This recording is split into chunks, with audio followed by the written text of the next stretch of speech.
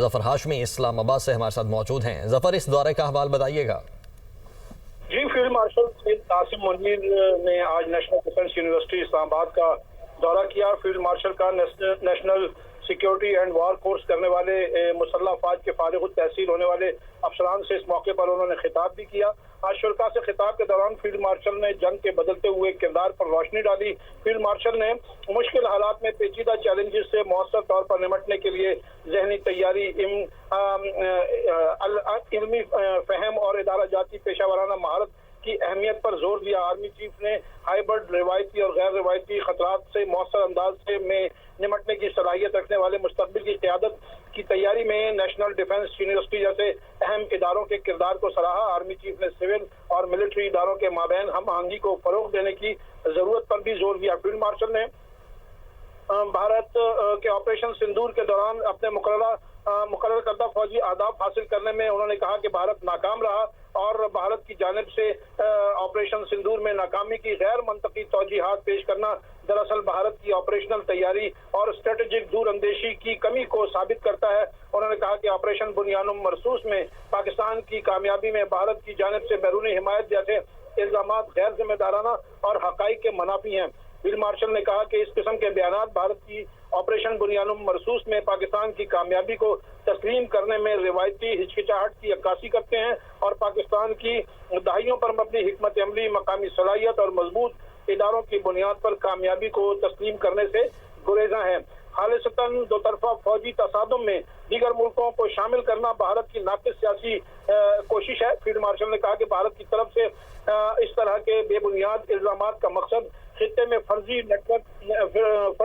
Net security اور وائرٹ کے خود ساختہ رول کی ناکام کوشش ہے، وہ بھی ایسے وقت میں جب خطے کے ممالک بھارت کی جارحانہ اور ہندوتوا نظریے سے تنگ ہیں۔ انہوں نے کہا کہ بھارت کے خود غرضانہ اور تنگ نظر برتاؤ کے برعکس پاکستان نے اقوام عالم میں اصولی سفارتکاری پر مبنی دیر پا شراکت داری، باہمی احترام اور امن کی بنیاد پر تعلقات قائم کیے ہیں اور خود کو خطے میں نیٹ ریجنل اسٹیلائزیشن ثابت کیا ہے۔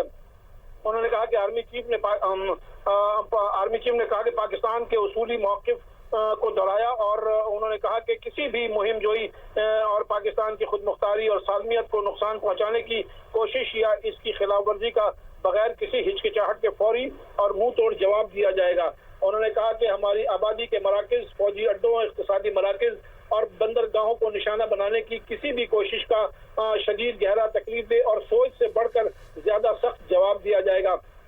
ان کا کہنا تھا کہ اس پیدا ہونے والی کشیدگی کی اصل ذمہ داری جو ہے وہ بھارت جو بصیرت سے محروم اور مغرور اور جارے پر عائد ہوتی ہے، جو ایک خود مختار ایٹمی ریاست کے خلاف اشتعال انگیزی سے پیدا ہونے والے ممکنہ تباہ کن نتائج کا ادراک کرنے میں ناکام رہا۔ فیلڈ مارشل نے کہا کہ جنگیں میڈیا کی بیان بازی، درآمد شدہ فینسی جنگی ساز و سامان یا سیاسی نعرے بازی سے نہیں جیتی جاتی۔ جنگیں یقین محکم، پیشہ ورانہ قابلیت، آپریشنل شفافیت، اداروں کی مضبوطی اور قومی عزم و حوصلے کے ذریعے ہی جیتی جاتی ہیں۔ فیلڈ مارشل نے پاکستان کی مسلح افواج کی پیشہ ورانہ مہارت، جذبے اور جنگی تیاری پر مکمل اعتماد کا اظہار کیا۔ انہوں نے فارغ التحصیل ہونے والے افسران پر زور دیا کہ وہ دیانتداری سے بے لوث خدمت اور قوم کے لیے غیر متزلزل عزم پر ثابت قدم رہیں۔ جی ٹھیک، اچھا، جب آپریشن بنیان مرصوص کی بات ہوئی تو سنتاس معاہدے پر بات کی انہوں نے؟ جی بالکل، انہوں نے اس پر تفصیل سے جو ہے وہ روشنی ڈالی اور اس میں حاصل ہونے والی کامیابیاں جو ہیں اور جس طرح سے پاک فوج کی جانب ظفر ہاشمی ہمارے ساتھ موجود ہیں اور بتا رہے ہیں کہ فیلڈ مارشل سید قاسم منیر نے نیشنل ڈیفنس یونیورسٹی اسلام آباد کا دورہ کیا اور فیلڈ مارشل نے national security and war course کرنے والے مسلح افواج کے فارغ التحصیل افسران سے خطاب بھی کیا اور شرکاء سے خطاب کے دوران فیلڈ مارشل نے جنگ کے بدلتے ہوئے کردار پر بھی روشنی ڈالی ہے۔ فیلڈ مارشل نے سول اور ملٹری اداروں کے مابین ہم آہنگی کو فروغ دینے کی ضرورت پر زور دیا۔